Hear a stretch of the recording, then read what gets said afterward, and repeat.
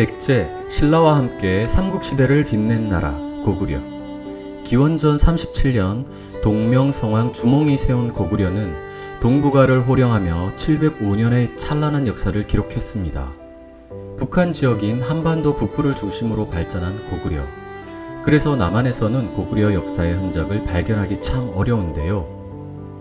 이곳 충청북도 충주에서 고구려의 유물을 만날 수 있다고 합니다. 그런데 왜 하필 충주일까요? 고구려 역사상 가장 넓은 영토를 보유했던 20대 장수왕은 도읍을 압록강 근처의 국내성에서 평양으로 옮겼는데요. 그 이유는 남방 지역에 대한 고구려의 영향력을 확대하려 했기 때문입니다. 당시 고구려 남진 정책의 중심지가 바로 국원성, 지금의 충주 지역인데요. 남한강 중류에 위치한 충주가 수상교통의 요충지였기 때문이죠.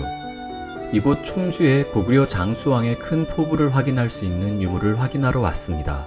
공식 명칭은 충주 고구려비이지만 충주의 옛 지명인 중원의 이름을 붙인 중원 고구려비로 더 알려져 있습니다. 이곳은 충주 중원 고구려비 전시관인데요. 이름 없는 비석이 서 있는 마을이라 입성마을이라 불렸다고 합니다. 1979년 이곳에 이름 없는 비석이 남한에 유일하게 남아있는 고구려비인 충주 고구려비였다는 것이 밝혀졌습니다. 전시관 공원 입구에서 당시 발견터를 확인할 수 있습니다.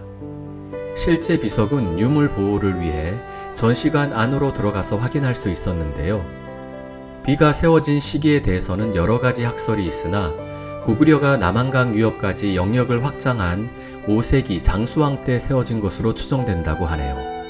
3cm에서 5cm 정도의 글자를 한 줄에 23자씩 4면에 모두 새겼지만 뒷면과 우측면은 글씨를 알아볼 수 없을 정도로 심하게 마모됐고 앞면과 좌측 일부만 내용이 확인되었습니다.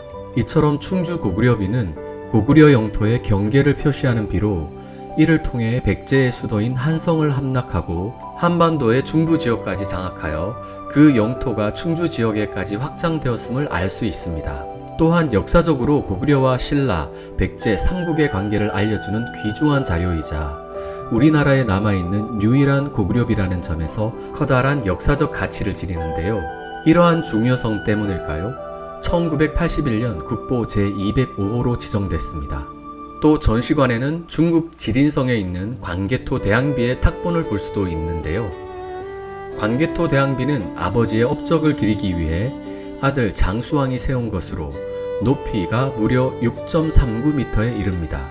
국내성에 세워진 뒤 1000년 넘게 잊혀졌던 비석은 1880년 무렵 세상의 모습을 드러냈는데요. 광개토 대항비 내면에 적힌 1775자의 글자를 통해 고구려의 역사와 광개토 대왕의 업적을 확인할 수 있습니다. 중원 고구려비 전시관 한쪽에는 평양 안악 지역에서 발견된 고구려 고분벽화를 옮겨 놓았는데요. 당시 고구려인의 주거, 의복, 무용, 사냥, 음악 등 다양한 생활 모습을 공부할 수 있는 귀중한 자료입니다. 중원 고구려비 전시관을 둘러보면서 이런 생각도 해보았습니다.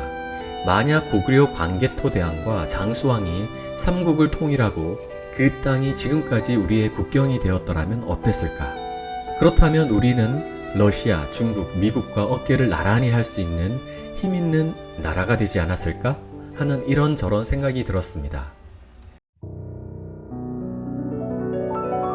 남한에서 고구려의 기운을 좀 더 느끼고 싶다면 DMZ 근처로 가시면 됩니다.